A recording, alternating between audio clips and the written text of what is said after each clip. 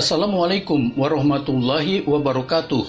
Inilah program berita Cakrabuana News, menghadirkan informasi dan berita aktual, tajam dan terpercaya. Topik berita kali ini mengangkat tema Dunia diambang pandemi kelaparan.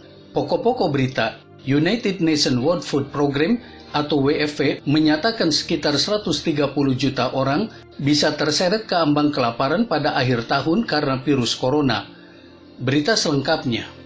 Direktur Eksekutif Program Pangan Dunia WFP, David Beasley, memperingatkan dunia di ambang pandemi kelaparan dan krisis pangan karena virus corona yang terus menyebar.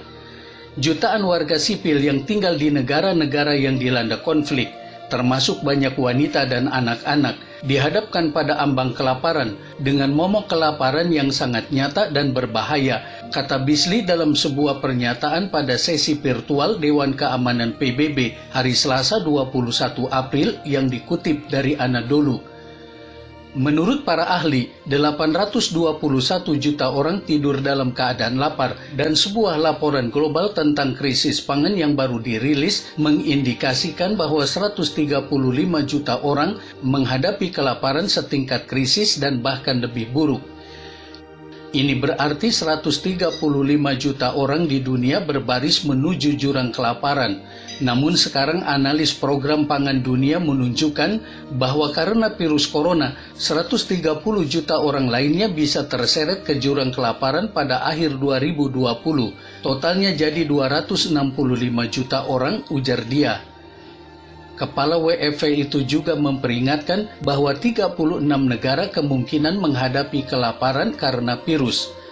Dalam skenario terburuk, kita bisa melihat kelaparan di sekitar 30 negara, dan pada kenyataannya, di 10 negara ini kita sudah memiliki lebih dari 1 juta orang per negara yang berada di ambang kelaparan, ungkap Beasley.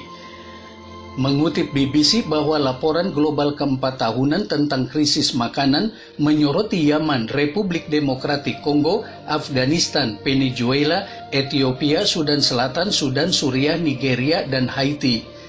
Di Sudan Selatan, 61% populasi terkena dampak krisis pangan tahun lalu, kata laporan itu. Bahkan sebelum pandemi melanda, sebagian Afrika Timur dan Asia Selatan sudah menghadapi kekurangan pangan parah yang disebabkan oleh kekeringan dan serangan belalang terburuk selama beberapa dekade.